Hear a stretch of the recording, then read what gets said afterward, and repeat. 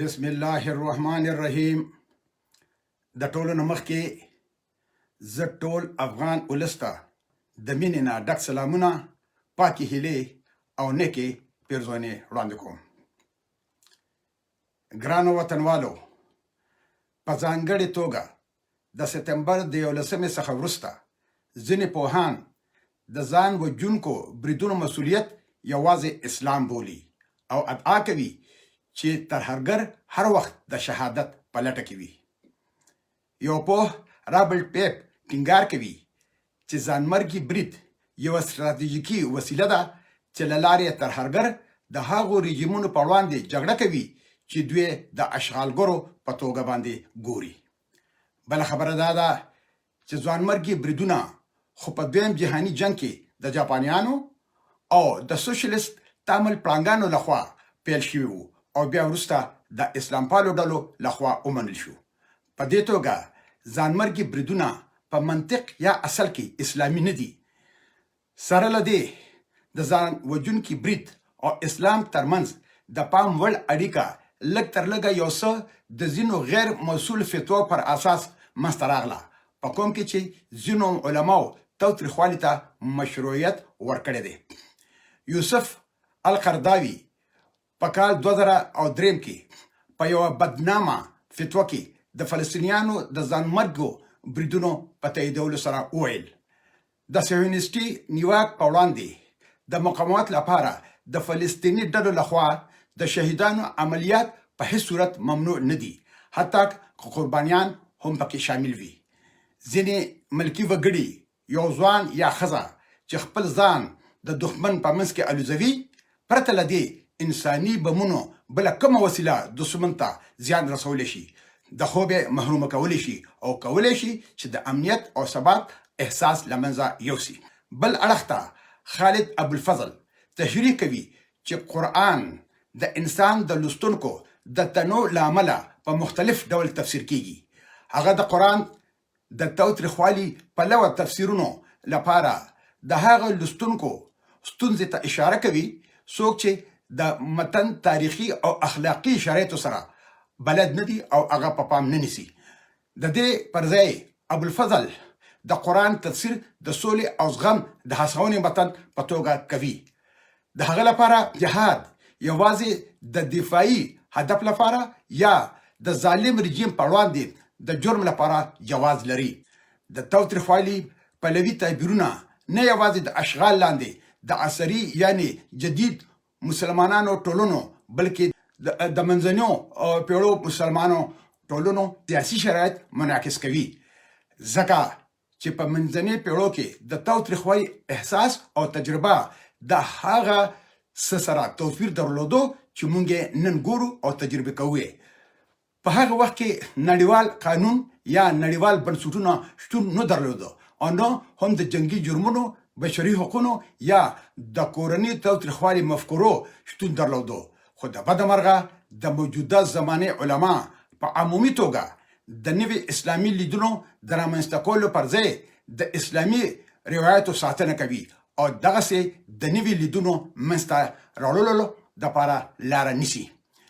د منځنیو پیړو او لومړنیو عصري تعبیرونو له مخې مسلمانان به د لمونځونو د نه کولو له امله وهل کېدل، بندیان کېدل به او حتی چې ادغام کېدل به هم.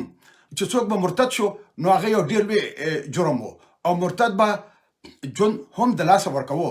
مرتدیان به په منځنیو پیړو او لومړنیو عصري عیسوي دودونو کې هم وژل کېدل. په جوماتونو کې د معاصرو علماو د پرلپسې دودیز تبلیغاتو په پایله کې د ګوندونو په غونډو کې اسلام پالو او په صوفیانو کې د شیخانو په حکمونو د منځنۍ دورې مفکورې نه یوازې دا فزیکي سزا ژوندی پاتې شوه بلکې په ټوله اسلامي نړۍ کې خپره شوه چې اوس د وروستي سروې یعنی ټول پښتونو په اساس په معاصرو مسلمانو ټولنو کې د مرتدیانو د وژلو مفکورې ته د پراخې منلو څرګندونه کوي. په شیعه اسلام کې د علماو واک د پادریانو او لیتیانو د اختلاف په بنسټ باندې ولاړ دی چې تر ډیره حده په کاتولیزم سره یو شان دی. خو په نظري توګه په سنی اسلام کې دا ډول اختلاف هیڅ قسمه شتون نه لري، مګر په عمل کې سنی علما هم د دیني د تشریح په معاملاتو کې د مذهبي واکونو په څیر یو څه خوند اخیستی دی. علماو د نوي تعبیر یعنی اجتهاد د رامنځته کولو لپاره په لوړه کچه خنډونه راپورته کړي دي. حتی د خپلو ځوانو غړو لپاره چې د عربي ګرامر زده کړه کړي د هغوی په صحیح طریقه سره ښه یاد کړي او د احادیثو حفظ وکړي او داسې نور کارونه چې دا ډېر زیات کلونو ته اړتیا لري. نو په دې وجه هغوی خپل خلاقیت یعنی خپل تخلیقي صلاحیت د لاسه ورکوي چې د نوي عصري تقاضو مطابق د اسلام په رڼا کې خپل کارونو ته دوام ورکړي او هغه مخ په وړاندې باندې بوځي. او دا د دې قدامت پسندۍ بنیادی وجه ده چې مسلمان فکر له پیړو راهیسې په ټپه باندې ولاړ دی او په دې وروستیو کې د القاعدې او داعش جهادي عادو ته د ځواب ویلو لپاره چمتو نه دي. د جهادي سلفیانو او داسې د نورو لپاره د اسلام د بنسټپالو تعبیرونو بنسټ دا نظر دی چې په مشرکانو باندې د برید په اړه د توري په نوم آیات په نظر کې ونیسي، حالانکه د توري کلمه د قرآن عظیم شان په یو آیات کې هم نشته. خو هغوی 140 پورې هغه نور قرآني آیتونه منسوخ کړي دي چې هغه آیتونه د سولې، صبر، زغم، بخنه او د وجدان د ازادۍ لپاره هڅه کوي. په حقیقت کې خدای پاک بخونکی او رحم کوونکی دی. د بده مرغه د دې افراطي مفکورې یو اغیزمن مدافع سید قطب و. قطب په خپلو لاسته راوړنو کې په پراخه کچه د ابن قیم الجوزیه څخه نقل کړي چې دا تشریح کړې ده چې له تاوتریخوالي سره د اسلام اړیکې د رسول کریم صلی الله علیه و آله وسلم په ژوند کې مختلفې مرحلې تجربه کړې دي. قطب استدلال کوي چې قرآن په پیل کې مسلمانانو ته امر وکړو چې په سوله ییزه توګه د اسلام تبلیغ وکړي. وروسته دوی ته اجازه ورکړه چې په دفاعي جګړه کې ښکېل شي او بالاخره مسلمانانو ته امر وکړو چې د جاهلي نظام د سازمانانو او د چارواکو د ړنګولو لپاره زور څخه کار واخلي.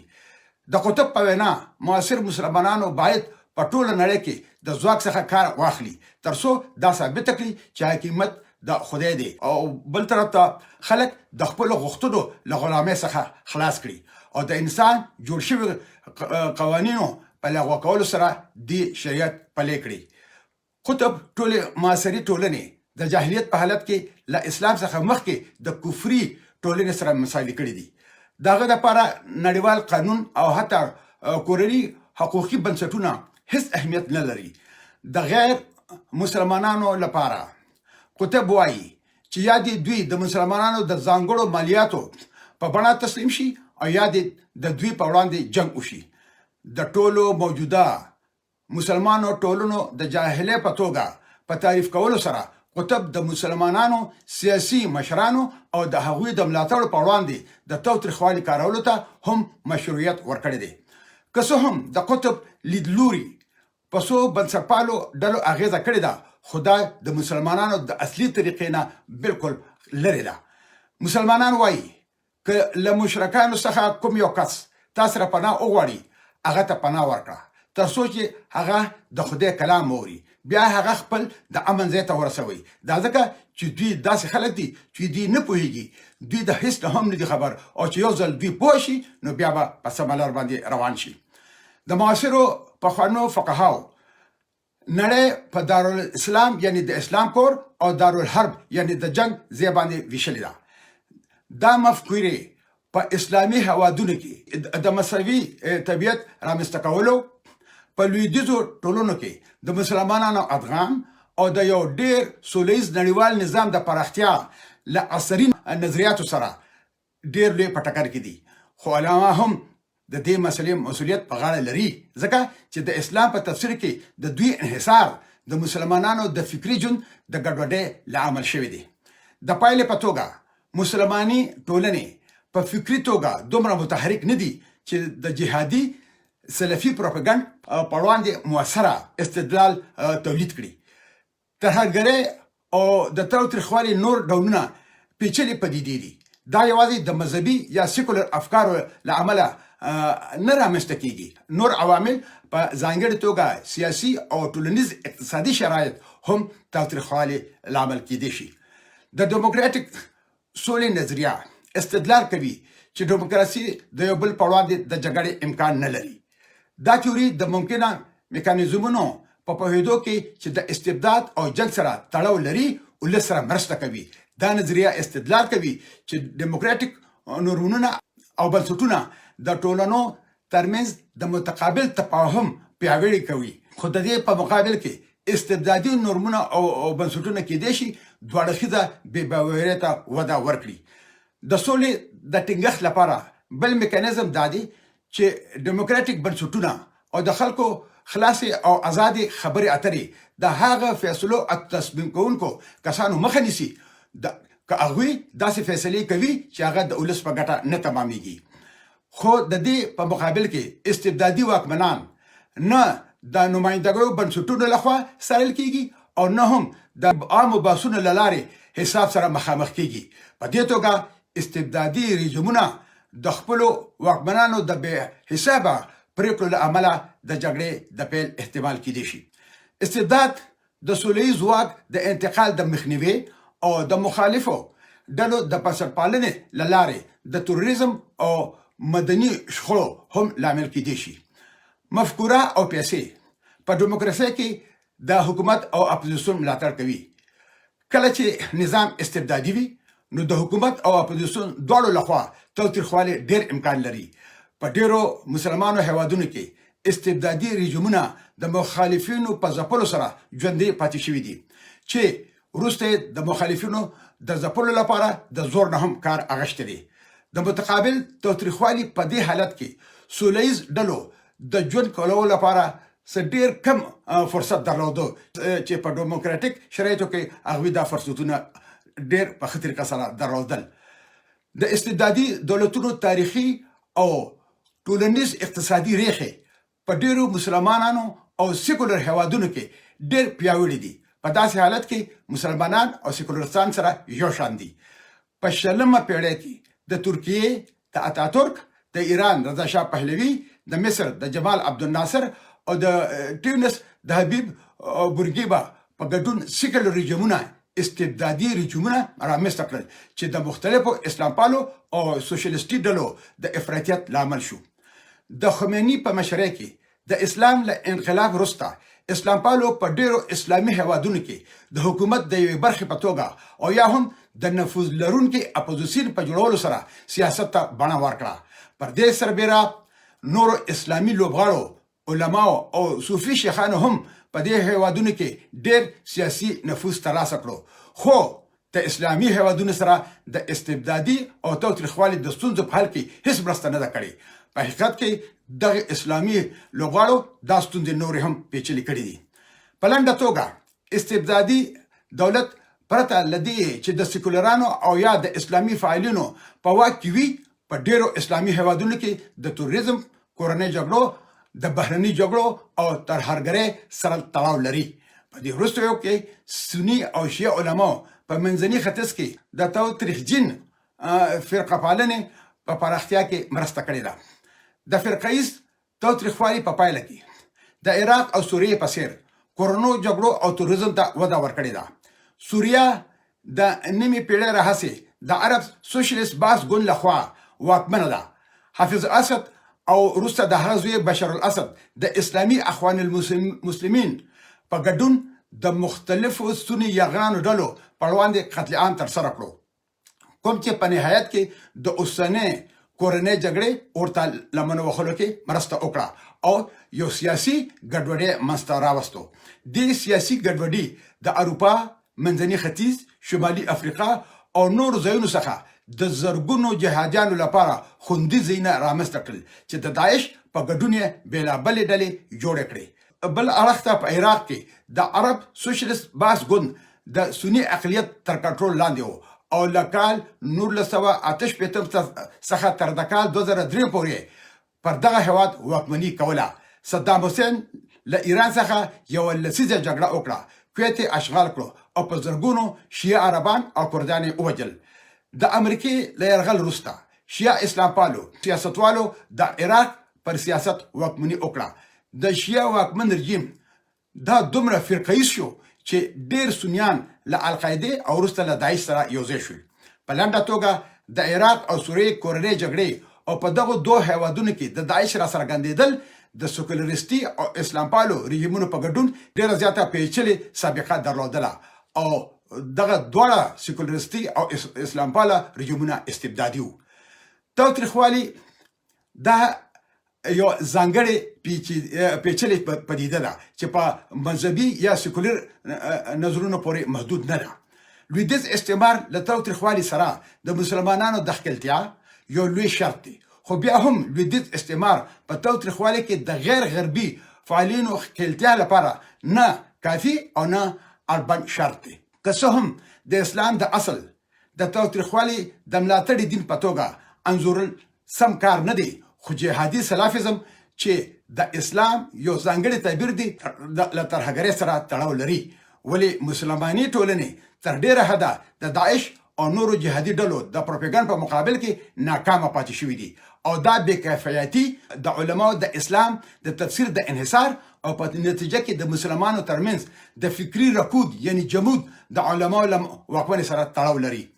په خپل علما هم په دې نه دي توانېدلي چې د دې ډلو دلیلونو پر ضد مؤثر دلیلونه وړاندې کړي، ځکه چې د دوی تمرکز د نوو افکارو د رامنځته کولو پر ځای د دودونو په ساتنه کې ډېر زیات شتون لري.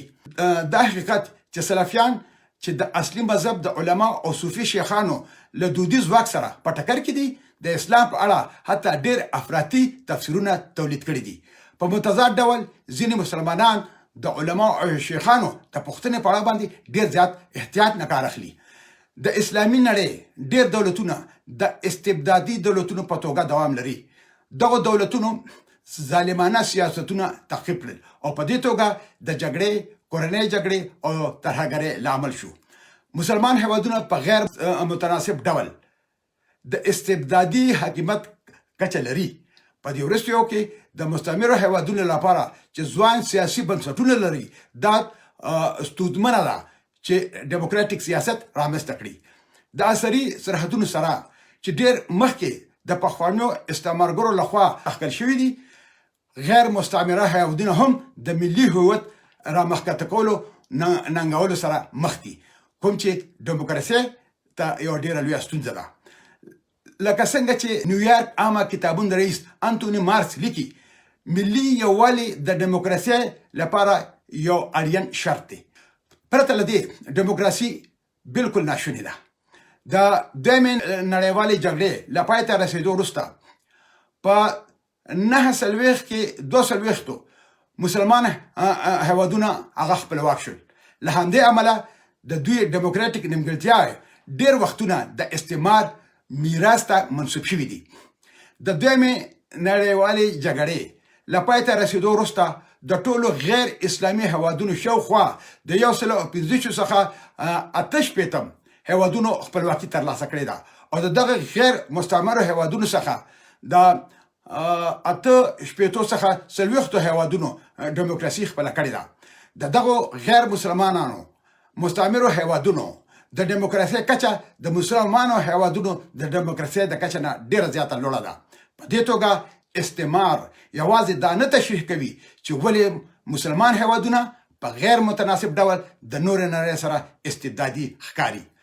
د بده مرغه په اسلامي هیوادونو کې د لویدیځ نیواک یا مداخلې د استعمار سره وروسته دوره کې هم دوام لري. په 1980 او په 1990 کلونو کې متحده ایالاتو او لویدیځ اروپایي هیوادونو په لویه کچه په لاتینی امریکا او ختیځ اروپا کې د ډیموکراسۍ ملاتړ وکړل. په داسې حالاتو کې چې دوی په ډیرو مسلمانانو هیوادونو کې په ځانګړې توګه په منځني ختیځ او شمالي افریقا کې د اسرائیلو د دولت د ساتنې په غرض د تیلو رسولو ثبات او د نوي اسلامي رژیمونو د مخنیوي لپاره د مسلمان استبدادي واکمنانو سره کار کولو ته ترجیح ورکړه. اړین توضیحات په ډیرو مسلمان هیوادونو کې د استبداد له عمل په توګه اسلام ته اشاره کوي، خو اسلام مستثنا نه دی. د نورو مذهبونو په څیر اسلام دواړه ډیموکراټیک او استبدادي پلوه تفسیرونه لري.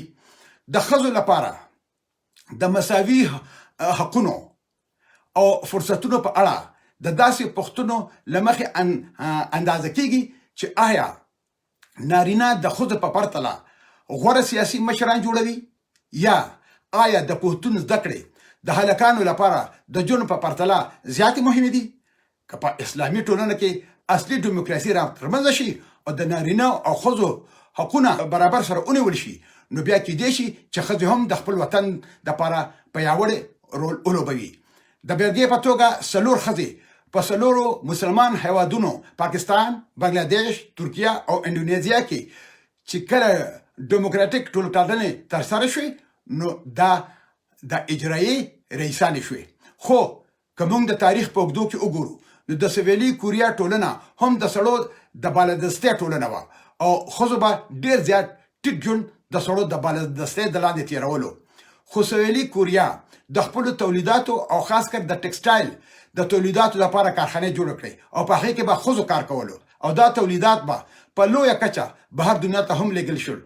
د دې سره د ښځو اقتصادي حالت هم ښه شو او په مزه سیاسي اثر او نفوذ هم ترلاسه کړو او نتیجه دا شوه چې نر ښځو اوږه په اوږه د خپل وطن د آبادولو لپاره سره لاسونه ورکړل چې خپل وطن د یو خوشحال هیواد په توګه په دنیا باندې وپېژني، ځکه چې هغلته هم جنګ تېر شوی و. د دې برعکس په منځني ختیځ کې د تیلو د ایکسپورټ په وجه دولتونو د خپل استعمال او د ایکسپورټ دپاره د تولیداتو دپاره کارخانې جوړې نه کړې او نتیجه دا شوه چې په ټولنه کې د ښځو کار کولو ته لاره ونیولې شوه او د سړو بالادستۍ ته لاره هواره کړه او د ټولنې او د هیواد په پرمختګ کې د ښځو رول د نش برابر شو. د 19مې پېړۍ له وروسته راهیسې په اسلامي نړۍ کې د ښځو د حقونو لپاره د پلویانو او مخالفینو ترمنځ نظریاتي مبارزه شروع ده. په ملاتړو کې اصلاح غوښتونکي چارواکي او چا چې په غرب کې درس ویلی دي هغه پوهان شامل دي، په داسې حال کې چې مخالفین یې تر ډېره حده له ټولنیز قدامت پسند پلو چارواکي او اسلامي فعالان لکه علما، اسلام پاله او صوفیان شامل دي. اسلامي فعالانو په عمومي ډول د اسلام په اړه دا تبلیغ کوي چې نارینه د دولت او کورني معاملاتو د مشرتابه دپاره ډېر مناسب دي. که ښځې وغواړي چې اوږد سفرونه وکړي، نو پکار ده چې نارینه سرپرست ولري. بل دوی په واده، طلاق، میراث او شهادت کې د ښځو موقف کمزوري کوي. د اسلامي فعالانو د سرپرستۍ تبلیغاتو پایله په یو وروستی سروې کې چې په منځني ختیځ او شمالي افریقا کې په 15 هیوادونو کې ترسره شوې ده، په هغې کې ښایي چې په 3 برخو کې په 2 برخو کې د دې بیان سره موافقت نه لري چې یوه ښځه وکړی شي چې په خپله یوازې بهر ته سفر وکړي، او په 5 برخو کې 2 برخې د دې خبرې سره موافق دي چې دا د اسلام له احکامو سره سرغړونه ده چې نارینه او ښځینه مسؤلین په ګډه په ټولګي کې ګډون وکړي. خو عجیبه خبره خو دا ده چې په دنیا کې 58 مسلمان هیوادونه دي او دا صرف 15 هیوادونو کې دا سروې شوې ده. نو اخر مونږ زه خپل افغان دولت دا خبره کوم چې مونږ به د دې 15 هیوادونو د دوی پرېکړې ته په ښه نظر ګورو او که د باقي بنده چې کوم هیوادونه دي که د هغې پرېکړو ته په ښه نظر ګورو. د ښځو د حقونو د ترویج په برخه کې د مسلمانو ښځو مفکرینو هم شتون لرلو، مګر د دوی سرچینې او پراخو مسلمانانو خلکو ته لاسرسی د اسلامي فعالینو په پرتله محدود دي. د 20مې پېړۍ په لومړۍ نیمایي کې د ښځو د حقونو د ملاتړ لپاره مسلمانانو مهم ګامونه پورته کړل، خو د هغې ملاتړ تر ډېره د استبدادي سیکولرستي ایډیالوژي او دولتي کړنو سره تړاو لرلو. د دې استبدادي پالیسو د سیکولر رژیمونو د ټولنیز، اقتصادي او د بهرني پالیسۍ ناکامیو د اسلامي فعالینو سره مرسته وکړه او د اسلامي فعالینو شهرت ترلاسه کړو. لرې به نه ځو، اوس د عمران خان د اقتصادي او بهرنۍ پالیسو د ناکامۍ په وجه فیلرحمان په محکوم افغانستان کې ټولټاکنې وګټلې. د 20مې پېړۍ په 2مه نیمایي کې اسلامي فعالینو د مسلمان اکثریت دولتونو او ټولنو د قدامت پرستۍ په لور باندې وخوځول، خو په پایله کې په یو شمېر هیوادونو کې د اساسي قانون او د ځینې قوانینو اسلامي کول رامنځته کړل چې د هغې د غلطو تشریحاتو په وجه د ښځو پر حقونو منفي اغېزې وکړې شوې. له 49 مسلمانو هیوادونو څخه 2 هیوادونه د اساسي قانون له مخې سیکولر دولتونه دي. له دغو دویش مسلمان هیوادونو څخه 14 اساسي قانون لري چې خپل ایالتونه په ښکاره ډول د سیکولر په توګه باندې تعریفوي. ځینې البن پوهان استدلال کوي چې په اسلامي نړۍ کې سیکولر دولتونه د استعمار میراث دي، خو په حقیقت کې د یو څو استثناء سره لکه ایران، سعودي عربستان او ترکیه باقي ټول مسلمان هیوادونه د اروپאי هیوادونو لخوا استعمار شوي وو، او په داسې حال کې چې ځینې سیکولر هیوادونه دي او ځینې نه دي. نو په دې اساس اسلامي نړۍ کې سیکولر دولتونه یوازې د استعمار مسؤل نه دي.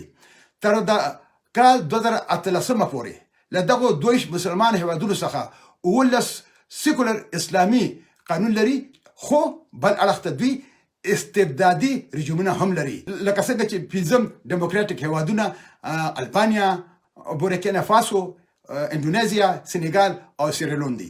مطلب دا چې سیکولریزم د دیموکراسي لپاره کافي شرط نه دی. په دې سیکولر هیوادونو کې حاکمیت د دریو عواملو لخوا تشریح کېدی شي. لومړی، لکه په مسلمانو هیوادونو کې استبداد جوړی تاریخي ریښه لري چې د علما او دولتي اتحاد لخوا د فکری او د بورجواز طبقو د منځته کولو په اساس باندې ولاړ دي چې په 19 پیړۍ کې پیل شوي دي.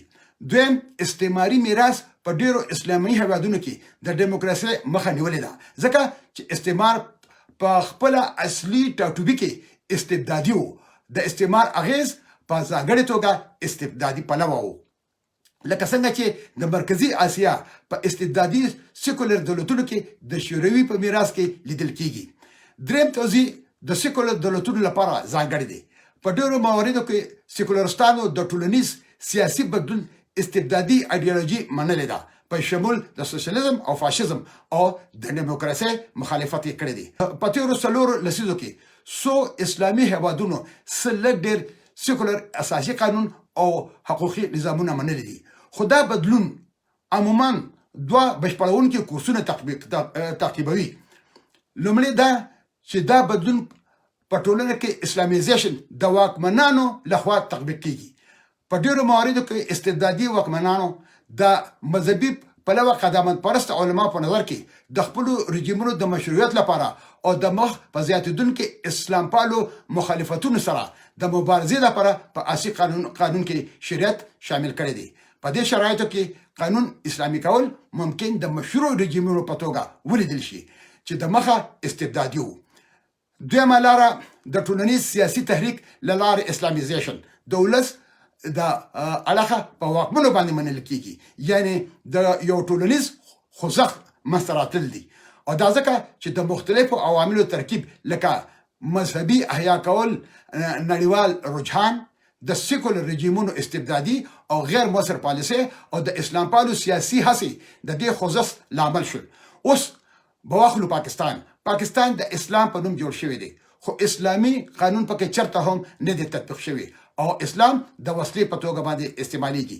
د پاکستان د جوړېدو پس مشرقي پاکستان، سند، بلوچستان او صوبه سرحد د اسلام او د پاکستان په نوم د پنجاب مستعمره شو. خو چې چا به د پاکستان د فوج، سیول ملټری اسټابلیشمنت او د عدلیې په جنایتکارو نیوکې کولې، نو بیا به دوی بغاري شروع کړه چې اسلام او پاکستان ته خطر ده. نو هغه ټول تحریکونه به د اسلام او پاکستان په نوم باندې د منځ نه یوړل، او بل اړخ ته پاکستان اسلام یوازې د فوج، سیول ملټری اسټابلیشمنت او د عدلیې د مشروعیت لپاره نه استعمالوي، بلکې په ازادۍ مین وګړي هم د منځ نه وړي. خو بنګالیان د پاکستان په دې چال پوه شو او د کامپرستۍ په نوم خپل ازادي واغشته، او اوس وخت راغلی دی چې پښتانه، بلوچ او سندیان هم د بهادرو بنګالیانو په شان داوی لاره اختیار کړي. ګرانو وطنوالو، زه اوس ستاسو د سوالونو په انتظار یم. ګرانو وطنوالو، زمانه ډیرو کسانو پوښتنې کړې دي چې مشره نن سبا ولې پاکستان ځان افغانستان ته ډیر زیات نږدې کوي؟ ګوره ګرانو بچو، زه دلته تاسو ته د حضرت علي رضی الله تعالی عنه یو واقعه بیانول غواړم. هغه یو ورځ د اصحابو سره په لاره روان وو. نو یو کس پسه یعنی ګډوډې حلالوه او جللې. نو یو صحابي حضرت علي رضی الله تعالی عنه ته وویل چې د دې سړي دا پسه، دا ګډ، دا دومره خوښ دی چې حلالوي نو جاړي. نو حضرت علي رضی الله تعالی عنہ ورته ویل چې اوخ ته مګوره عمل ته وګوره عمل یې دا دی چې په مړی ورله چاړه ایښې ده او حلالوي. اوس به راشو نه پاکستان ته. پاکستان دنیا ته لګیا دی چې د افغانستان دولت په رسمي توګه ومني، خو په خپل نه مني. چې کله په کال 2001 کې د امریکای سره د خپل اتحادیانو په افغانستان یرغل وکړو، نو هر ورځ به په زرګونو کنټینر د کراچۍ نه افغانستان ته راتلي چې په هغې کې به وسله، بمونه او نور ډېر داسې توکي وو چې د افغانستان وطن او افغان ولس په تباهۍ به تمامېدل. په بلوچستان کې ورله شمسي اډه ورکړې وه چې یوازې د هغې نه هوایي اډې نه په افغانستان 50,000 او 500 هوایي بریدونه شوي وو. خو چې اوس په افغانستان کې ماشومان بچي د لوږې نه مري او هندوستان د افغانستان سره د 50,000 ټنو غنم کومک کول غوښتل، نو هندوستان پاکستان ته په میاشتو منتونه وکړل چې دا غنم زر ته زر افغانستان ته ورسي، ځکه چې خلک د لوږې نه مري. خو پاکستان ولا اجازت ورنکړو او د څو میاشتو د انتظار نه پس هندوستان اوس هغه غنم د ایران په لاره افغانستان ته لیږل شروع کړل. په ټنونو دوایې هندوستان د ایران په لاره افغانستان ته ولیږلې. 5 میلیونه د کرونا ویکسین افغانستان ته ورکړل. اوس چې کوم کومکونه د پاکستان د بنګ د لارې د کشمیر په اړوند د هندوستان دا خبر وغندي، خو د دې سازمان واک او اختیار په اصلي توګه د سعودي عرب سره دی.